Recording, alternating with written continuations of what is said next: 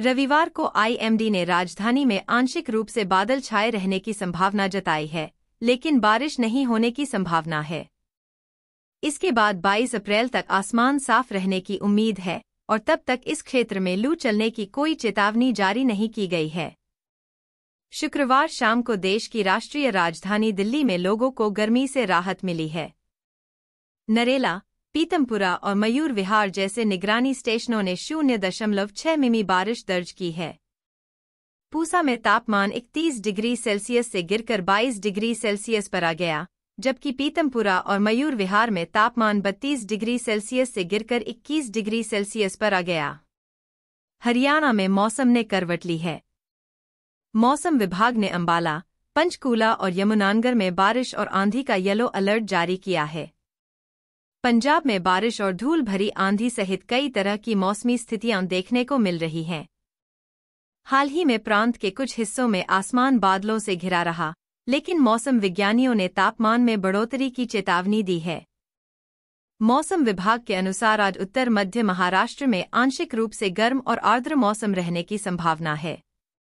आगामी दिनों के मौसम का पूर्वानुमान यह बताता है कि अगले सप्ताह अधिकतम तापमान 34 से 43 डिग्री सेल्सियस के बीच रह सकता है, जबकि न्यूनतम तापमान 22 से 24 डिग्री सेल्सियस के आसपास बना रहेगा। राजस्थान के जोधपुर, बीकानेर, जयपुर, अजमेर और कोटा संभागों के साथ ही शेखावाटी क्षेत्र के हिस्सों में लू चलने की संभावना है।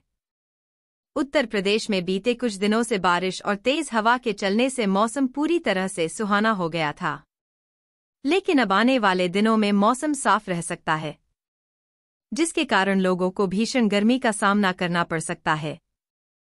मौसम विभाग की माने तो अगले 5 दिनों में 3 से 5 तक अधिकतम तापमान में बढ़ोतरी हो सकती है। वहीं 21 अप्रैल को प्रदेश में मौसम साफ रह सकता है। साथ ही 21 अप्रैल से 25 अप्रैल तक मौसम शुष्क रहने की संभावना है। 22 अप्रैल से 27 अप्रैल से कहीं-कहीं उष्ण लहर, लू चलने की चेतावनी जारी की गई है। वहीं लखनऊ में 22.1 न्यूनतम और 33.6 अधिकतम तापमान दर्ज किया गया है।